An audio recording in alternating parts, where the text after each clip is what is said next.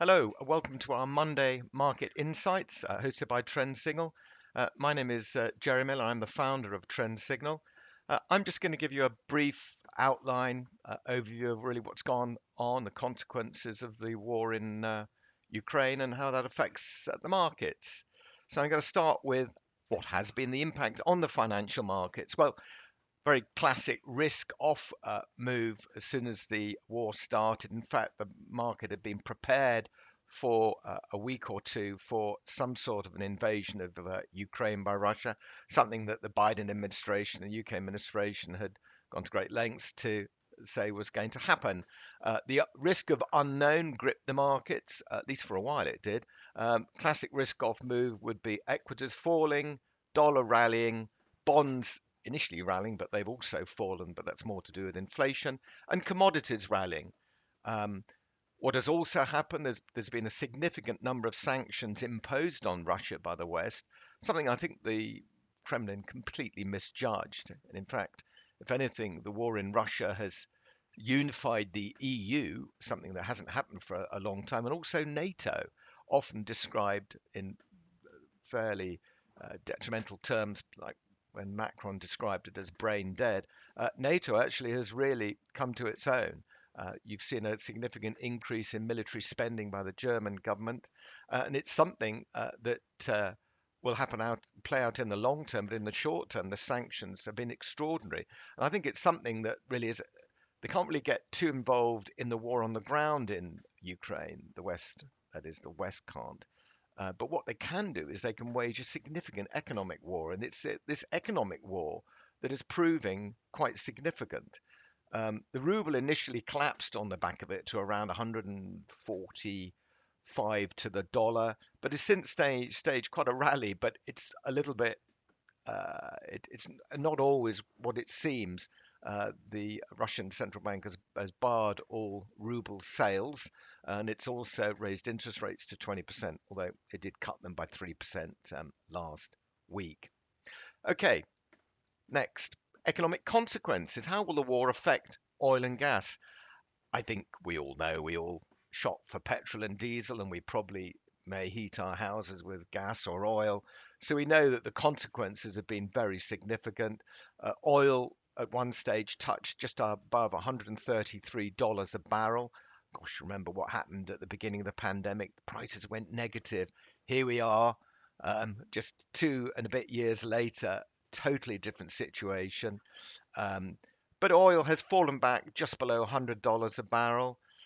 Reasons being, the US has released oil from its strategic oil reserves, up to 1 million barrels per day for the next 6 months, has been the announcement for the US administration. And also the failure of the EU to agree any impactful embargo of Russian oil and gas basically means that there isn't that potential to remove that supply from the market. So oil has come back on the fact that this embargo hasn't really happened. But it's interesting to note that the EU has paid $34 billion to Russia for energy consumed since the beginning of the war back on the 24th of February, but has only provided $1.5 billion of financial aid to Ukraine. And that's really where the problem lies with these sanctions. That's one of the reasons why the ruble has recovered and why uh, Russia is able to carry on financing its war effort because it's been paid a lot of money, not just by the EU, but from a lot of consumers. And of course, the price of oil and gas affects many other prices, logistics. A lot of goods are transported, and it affects a lot of products, resources, and products. So when I say resources, I'm talking about metals. But a lot of those have to be transported. The likes of iron ore to China. A lot of coal is transported.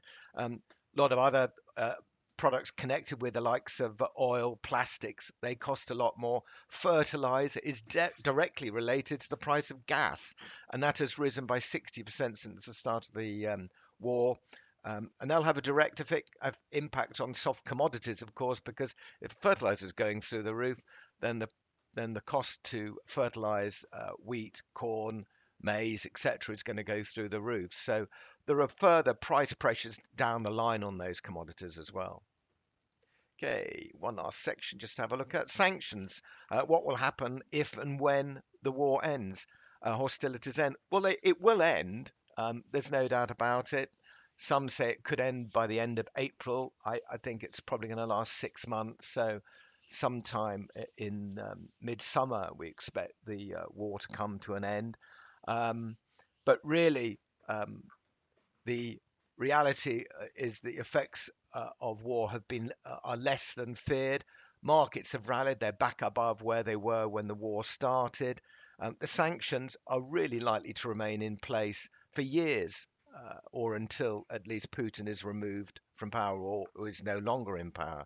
Um, even if the war, even when the war, I should say, is concluded, I don't think the West is going to trust Putin. So unless Putin goes, I think these sanctions will definitely remain in place. And anyway, sanctions have to remain in place if we are to avoid the risk that war pays. I think the sanctions on Russia will only be lifted when Russia sees all the territory it's taken from Ukraine. And I think that's just not going to happen with Putin in power. So there you go. There's an insight into what's happening in the war in Ukraine and the impact on us and the markets and what the future is likely to hold. I think a lot of this will remain in place for a long time to come. Anyway, there we go. Thanks very much for listening. Bye for now.